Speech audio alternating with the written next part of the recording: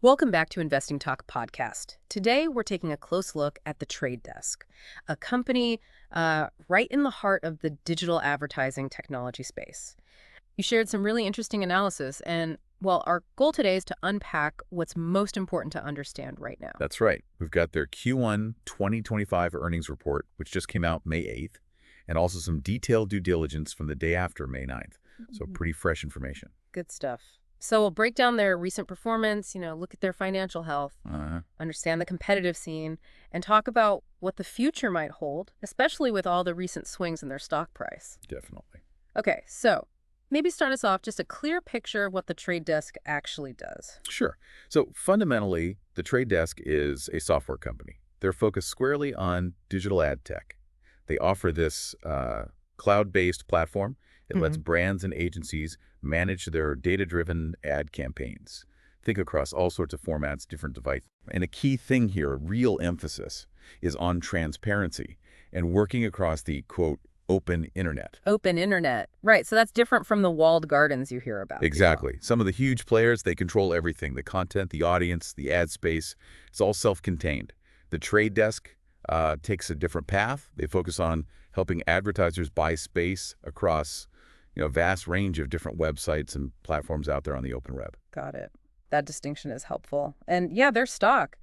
It's been quite a journey this year. I remember seeing a pretty big drop and then more recently a short bounce back. You're spot on. 2025 has been volatile for them. There was, I think, a 61% peak to trough fall at one point. Wow. But then, yes, on May 9th, right after their earnings, the stock jumped about 15% in pre-market trading, a significant rebound. Yeah, that does sound like a bit of a stomach churning ride for anyone holding it. No doubt. So what drove that positive jump? What was the news? Well, the main driver was their Q1 2025 earnings. Revenue hit $616 million.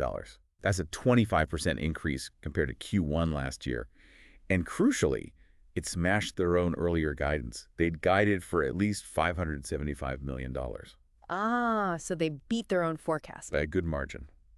And achieving that 25% growth, especially when, there was some macroeconomic jitteriness early in the year, advertisers may be pulling back, Mm-hmm. it was pretty impressive. Suggests they're gaining ground. It points that way, yeah, gaining share. They actually credited strategic upgrades they rolled out late in Q4 last year for the strong performance. Interesting timing.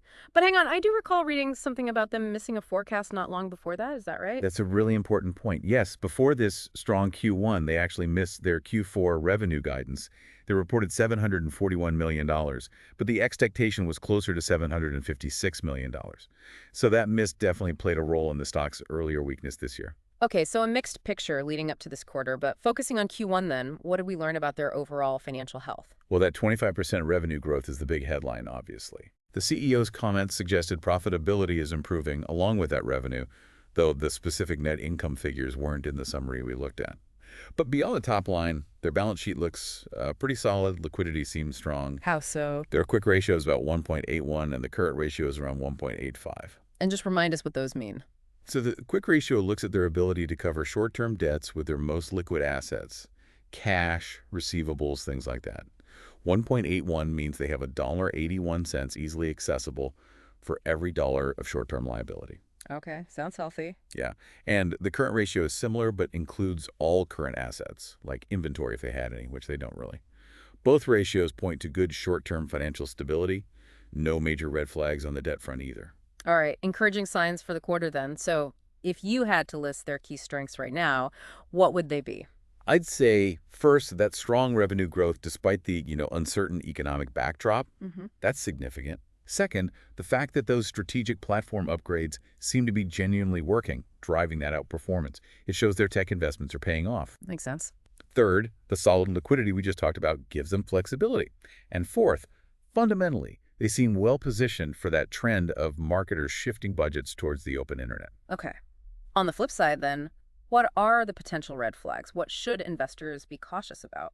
Well, number one is that past guidance miss in Q4. It reminds you that forecasting is tricky, and missing expectations can really hit the stock. True. And number two, and this is a big one, is their valuation. The multiples are high, especially when you stack them up against giants like Amazon and Google. How high are we talking? Well, the price-to-earnings ratio mentioned was around 45.9. Compare that to Amazon around 39, Google maybe 23. And the price to sales is also quite elevated, about 15.5 versus like 3.75 for Amazon and 6.5 for Google. So the market's baking in a lot of future growth. Exactly. There are very high expectations built into that price. Yeah. Any slip up, any slowing of that growth trajectory could cause a pretty sharp correction. Right. That's the risk with high growth stocks. So how's the market digesting all this? What's the general feeling now after these Q1 results? I'd say this sentiment, particularly among analysts, seems to have shifted to cautiously optimistic. Cautiously optimistic. Yeah, the stock rally after the earnings release reflects that renewed confidence. And if you look at chatter on platforms like X, you see positive comments, especially about their open internet angle. But, given the volatility earlier in the year, there's still an element of caution. People haven't forgotten that 61% drop. Understandable.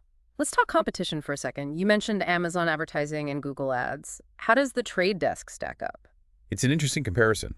Financially, as we noted, the trade desk actually has a better quick ratio, suggesting stronger immediate liquidity. But the valuation premium? Absolutely. Now, if you look at return on assets, how well they use their assets to generate profit, Google actually leads there, around 28%. The trade desk is about 15%, and Amazon around 14%. So Google's more efficient with its assets currently. Based on that metric, yes. The key differentiator for the trade desk, though, remains its strategic focus: programmatic buying on the open internet. Programmatic buying. Remind us. It's essentially using software and algorithms to automate the buying and selling of digital ad space rather than old-school direct negotiations. The trade desk's platform enables that across the wider web, unlike the walled gardens. Okay. And you mentioned their platform, Kokai. That seems important. Tell us more about that. Yes, Kokai. It's their core advertising platform, and it seems absolutely central to their recent success. They reported that two-thirds of their clients are now using it, and the majority of ad spending is actually flowing through Kokai. So adoption is strong. Very strong. And those strategic upgrades they did back in Q4, a lot of those involved enhancing Kokai, including adding more AI capabilities. That's what they're linking directly to the strong Q1 performance. Got it. So looking ahead now, what are the potential catalysts and what are the risks on the horizon? Okay, catalysts. Continued rollout of Kokai enhancements. That could definitely win more clients and keep driving revenue growth through FY 2025. Makes sense. Risks. Well, the big one is still macroeconomic uncertainty. If advertisers get nervous and really pull back on spending, that affects everyone, including the trade desk. Always a factor in advertising. Always. And then there's the longer-term risk of regulatory scrutiny. Digital advertising is getting more attention globally from regulators, and that could eventually impact the landscape. Okay. You mentioned earlier some impressive long-term growth figures. Can you recap those? Sure. Over the decade, from 2015 to 2024, their compound annual growth rate, the CAGR for revenue, was about 26%. 26% average annual growth over 10 years. Yeah, that's pretty consistent, strong expansion over a long period. Really highlights their growth story. And digging into the recent Q1 numbers a bit more, you mentioned the revenue beat.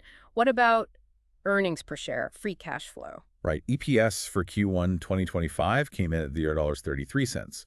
That beat the consensus estimate, which was $0.25, by a healthy 32%. Nice beat there, too. And year over year? Year over year, it was up from $0.26 in Q1 of 2024. Yeah. So good growth on the bottom line as well.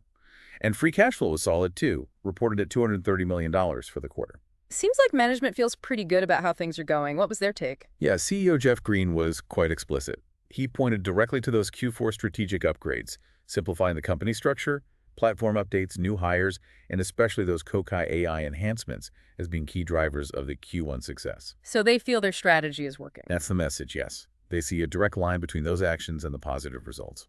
And it seems like investors agree, given the stock reaction. So the recent price jump is really down to that Q1 beat plus their Q2 forecast. I know that's fair to say. Exceeding Q1 expectations was crucial, but also providing positive guidance for Q2. They guided for at least $682 million in revenue. That combination really gave the stock a boost. And analyst sentiment reflects that now. It appears so. The strong numbers and the confident Q2 outlook seem to have generated generally favorable views from analysts, especially calming nerves after that Q4 miss. Okay, so let's try and pull this all together. Based on everything we've discussed, what's the overall takeaway? A recommendation, perhaps? Well, looking at the strong revenue growth, the decent financial health markers like liquidity, and their strategic niche in open internet advertising. It points towards maybe a hold or a moderate buy, But with caveats. definitely with caveats. The high valuation is a major one, implying significant growth expectations, and the recent volatility serves as a reminder that the stock can swing quite a bit. So caution is still warranted. I'd say so. Investors should probably keep a close eye on the next few quarters to see if they can maintain this momentum before getting too bullish, given the price tag. Okay, so what does this all mean for you listening in? The trade desk, it's definitely an interesting case. You've got strong growth in a really dynamic market. That recent earnings beat, the adoption of Kokai, those are clearly encouraging signs, but you absolutely have to weigh that against the valuation and the stock's history of, well, bouncing around. Absolutely. This analysis of the trade desk really highlights how important it is to look at both sides, the growth story and the valuation, particularly in tech. It also just shows how much impact a single earnings report can have on how the market feels about a company. Sentiment can turn pretty quickly. Indeed. We definitely encourage you to do your own further research, consider these points, and form your own perspective. And if you found this discussion helpful today, please do subscribe, like, and comment. We'd love to hear from you. Let us know what other companies or topics you'd like us to tackle next time.